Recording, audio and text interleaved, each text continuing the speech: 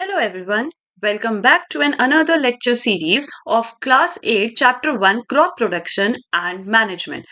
In last video, we discussed half part of this chapter and in this video, we will be discussing the other half. Now, हमने इससे पहले वाले lecture series में ploughing के बारे में पढ़ा था, देन उसके बाद हमने सोइंग के बारे में पढ़ा एंड उसके बाद हमने मैन्योर्स एंड फर्टिलाइजर्स के बारे में पढ़ा.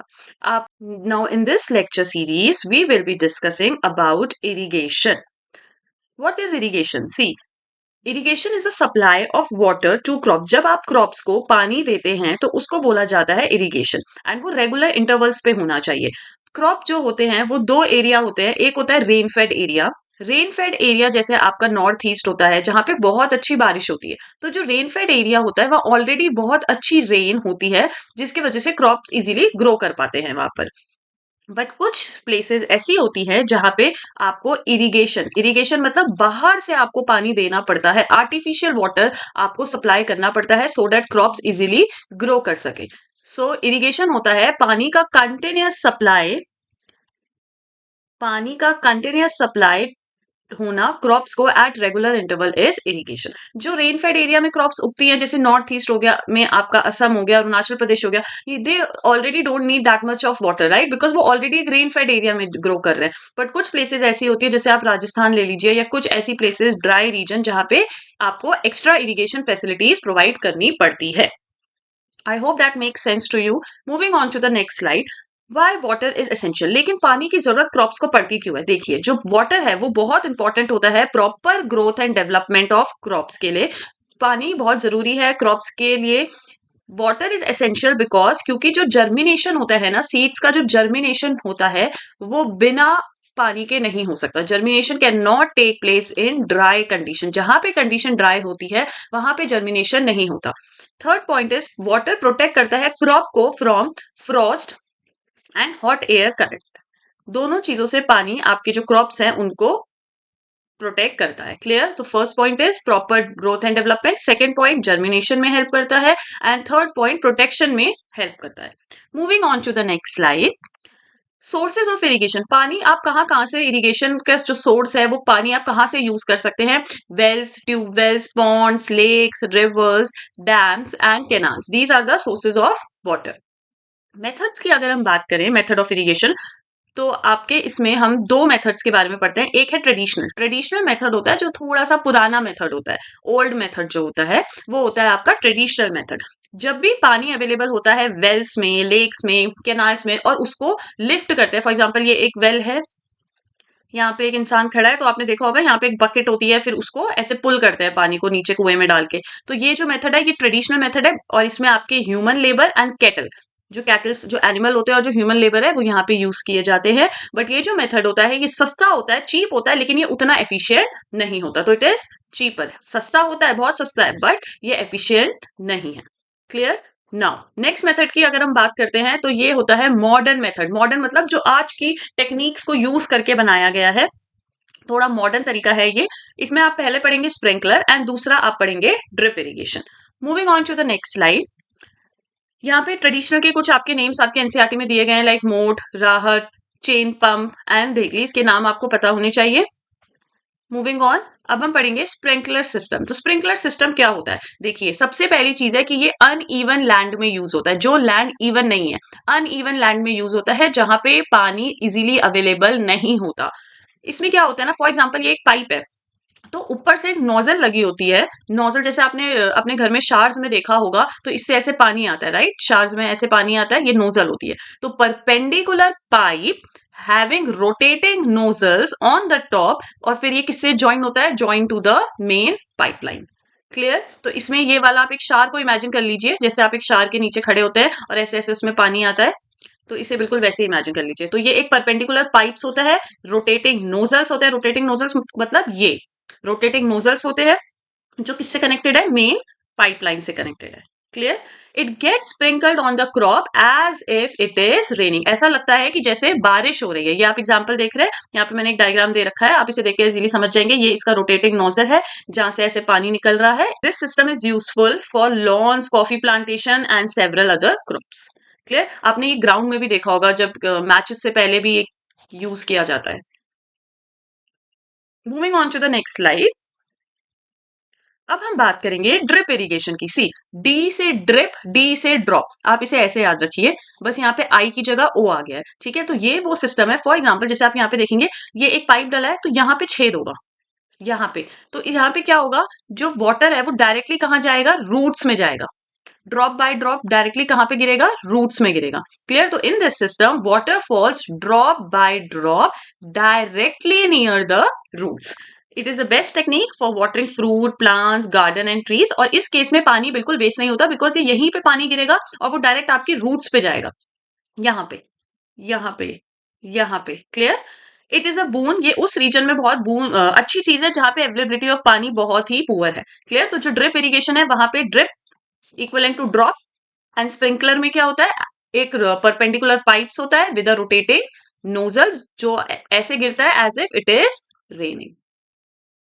Clear. Moving on to the next slide. अब हम बात करेंगे वीडिंग की। सी, आपने पहले जो पढ़ा था प्लोइंग, सेकंड हमने पढ़ा था सोइंग, फिर हमने मैन्योर्स एंड फर्टिलाइजर्स के बारे में पढ़ा, एंड देन हमने इरिगेशन के बारे में पढ़ा, और अब हम पढ़ेंगे वीड्स के बारे में। वीड्स क्या होते हैं, जैसे फॉर एग्जांपल ये एक एरिया है, यहाँ पे क्रॉप्स उग रहे हैं, तो जो क्रॉप्स उग रहे हैं उनके साथ एक छोटे से अनवांटेड प्लांट उगते हैं। For example this is unwanted plant, जिसको बोला जाता है वीड।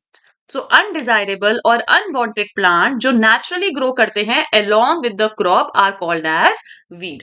अब आप देखेंगे इस फिगर में, जैसे ये इसको हटा रहा है, तो the removal of weed is known as weeding. और ये क्यों जरूरी होता है, सी, जैसे फॉर एग्जांपल आपके घर में एक पिज्जा की स्लाइस आई है, तो एक पिज्जा आया है और बहुत सारे लोग हैं, बहुत सारे यहाँ पे लोग हैं, और सब बोल रहे हैं कि हम इस पिज्जा को खाएंगे, हम खाएंगे।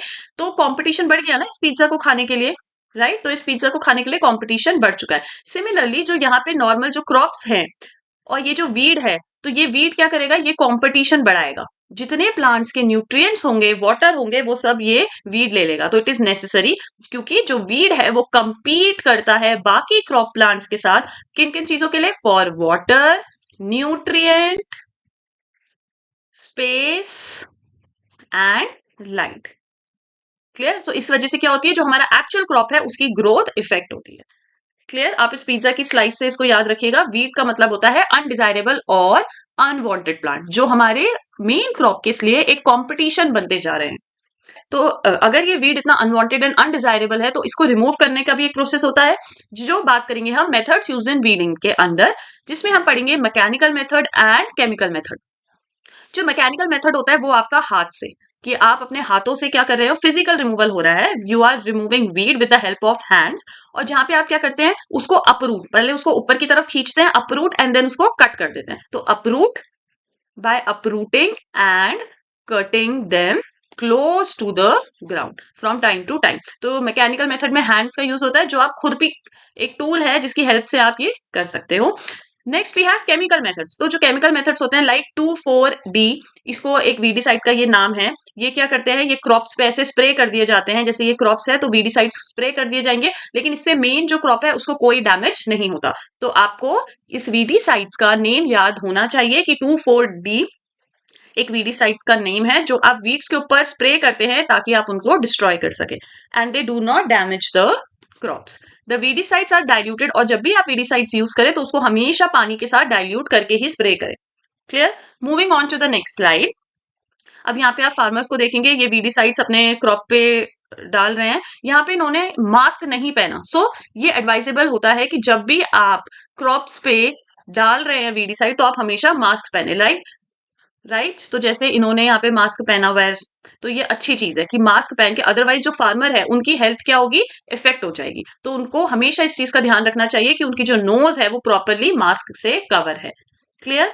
Moving on to the next slide. अब हम बात करेंगे, अब वीडीसाइड हो गया, आपकी क्रॉप जो है वो पूरी तरीके से रेडी हो चुकी है। अब क्या होगा, जो क्रॉप है, हार्वेस्टिंग का मतलब होता है कटाई करना। जब आपकी क्रॉप रेडी हो जाती है, तो आप क्या करते हो, क्रॉप को पुल करते हो और कट करते हो। ठीक है, पहले आप ऐसे ऊपर की तरफ उसको पुल करेंगे, ऊपर की तरफ पुल करेंगे, एंड देन आप इसको कट करते हैं close to the ground. This is known as harvesting. The cutting of crop after it gets mature is known as harvesting. Hindi में हम बोलते हैं कटाई। It usually take 3 to 4 months, starting से लेके प्लोइंग से जब आप शुरू करते हैं एंड हार्वेस्टिंग तक आने तक, ऑलमोस्ट ये 3 to 4 months लेके चल लो, मान के चलो। Clear, for a cereal crop to mature. और ये किस तरीके से होता है, मैन्युअली भी किया जा सकता है। मैन्युअली का मतलब मैंने आपको बताया हाथ से, ठीक है, पर वो सिकल की हेल्प से होगा, और मशीन की हेल्प से भी हो सकता है, जिसको बोलते हैं हार्वेस्टर। क्लियर, सो हार्वेस्टिंग मतलब कटाई। जब आपकी क्रॉप रेडी हो जाती है, आप उसको कटाई करने के लिए, आप जब आपकी क्रॉप उग गई है, फिर आप उसको हार्वेस्ट करने शुरू कर देते हैं। आई जनरली 3 to 4 months का टाइम लेके चलते हैं। नाउ अब जो हार्वेस्टेड क्रॉप है, ये आप देख रहे हैं, ये एक प्रॉपर क्रॉप है। ये जो ऊपर का हिस्सा है, ये होता है आपका ग्रेन, और जो आपका नीचे का हिस्सा है, ये होता है आपका चैफ। तो जब आपको हार्वेस्टेड क्रॉप को ग्रेन और चैफ को सेपरेट करना होता है, इस प्रोसेस को कहा जाता है threshing. So the when the grain seeds needs to be separated from the chaff, this process is known as threshing. और ये किसकी हेल्प से होता है, with the help of a machine call combine. ये आप देख रहे हैं, अब ये कंबाइन में आपका हार्वेस्टर भी है, आपका हार्वेस्टर भी है कंबाइन में, और आपका थ्रेशर भी है। तो इस मशीन को बोलते हैं कंबाइन। क्लियर। नाउ अब हम बात करेंगे विनोइंग क्या होता है। देखिए, सेम प्रोसेस है। जो थ्रेशिंग होता है ना, वो होता है आपका ग्रेन और चैफ को सेपरेट करना, राइट। ग्रेन एंड चैफ को आप सेपरेट करते हैं। तो विनोइंग में क्या होता है, यहाँ पे आप विंड की हेल्प से इनको सेपरेट करते हैं। फॉर एग्जाम्पल, आप ये फिगर देखिए, यहाँ पे जो लेडी है, ये इस तरफ हवा चल रही है, ठीक है, तो क्या, तो जितने भी ग्रेन्स हैं वो हेवी होने की वजह से नीचे आएंगे, और जो बचा हुआ चैफ है वो यहाँ पे ऐसे उड़ते हुए चला जाएगा। क्लियर, ये आपने अपने गांव में, अपने घरों में, यूपी साइड बहुत ये प्रैक्टिस देखी होगी, जहां पे जो फार्मर्स हैं स्मॉल होल्डिंग ऑफ लैंड के, वो ग्रेन को इस तरीके से सेपरेट करते हैं with the help of wind. Clear, तो जो हेवी ग्रेन्स हैं वो नीचे आ जाएंगे, और जो हल्का फुल्का चैफ है वो यहाँ से इधर शिफ्ट हो जाएगा। क्लियर। नाउ अब हार्वेस्टिंग भी हो गई, कटाई भी, सब कुछ हो गया, हमारे पास हमारी क्रॉप जो है वो रेडी हो गई है। तो अब आगे क्या होगा, जो हार्वेस्टेड क्रॉप है, हमेशा याद रखना, जो क्रॉप आपकी हार्वेस्ट होकर आई है, जो रेडी होके आपकी क्रॉप आई है, हार्वेस्टेड क्रॉप, उसके पास होता है मॉइस्चर। तो अगर उसके पास मॉइस्चर होता है, तो इसकी प्रोबेबिलिटी बढ़ जाती है कि वो क्रॉप अटैक होगी बाय पेस्ट और organism.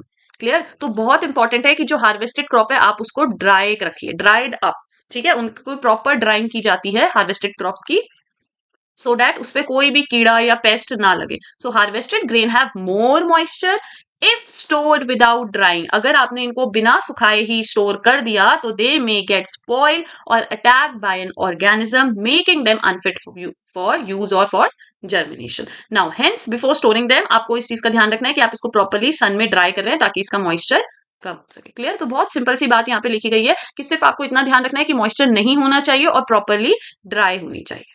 Clear. Now where grains are stored, अब स्टोर्ड, तो अब ये देखने वाली चीज है कि जो ग्रेन है वो रेडी हो गया, आपने उसको सुखा लिया, लेकिन अब उनको स्टोर करने की भी तो एक जिम्मेदारी है। तो जो फार्मर्स होते हैं वो ज्यादातर उनको जूट बैग्स और मेटालिक बिन्स में स्टोर करते हैं, और अगर बहुत लार्ज स्केल में ग्रेन्स है तो उसको ग्रेनरीज एंड सिलोज, इसको बोला जाता है सिलोज। तो इसमें क्या किया जाता है, ग्रेन्स को स्टोर किया जाता है। क्लियर, सो फार्मर्स कहाँ पे कर रहे हैं, जूट बैग्स और मेटालिक बिन्स में। लार्ज स्केल स्टोरेज कहाँ पे हो रहा है, सिलोज एंड ग्रेनरीज में। और अगर हम घरों की बात करें, तो घरों में कहाँ पे होता है, ड्राइड नीम लीव्स यूज किए जाते हैं for storing food grains at. Clear, और अगर बहुत बड़े बड़े गोडाउन्स की बात करें, तो वहां पे स्पेसिफिक केमिकल ट्रीटमेंट दिया जाता है to protect them from pest and organism. Clear, तो पहला पॉइंट जूट बैग्स वाला and metallic bin, second point silos वाला एंड ग्रेनरीज, थर्ड पॉइंट आपका है ड्राइड नीम लीफ वाला, एंड फोर्थ है आपका, उस पे आप केमिकल ट्रीटमेंट देते हैं ताकि वो खराब ना। Clear, now moving on to the next slide. अब हम देखेंगे फूड फ्रॉम एनिमल्स हमें क्या मिलते हैं, जैसे हमें मिल्क मिलता है, एग मिलता है, मीट मिलता है, एंड देन आपको फिश। क्लियर, तो फूड फ्रॉम एनिमल्स, इसमें आप एनसीईआरटी में एक रीड दे दीजिएगा, इसमें कुछ खास है नहीं, ये आपको पता होना चाहिए कि हमें एनिमल से क्या क्या चीजें मिलती है। Clear, so thank you everyone. I hope आपको ये लेक्चर सीरीज समझ आई होगी, and I would advise you to see these videos on repetitive mode. Thank you.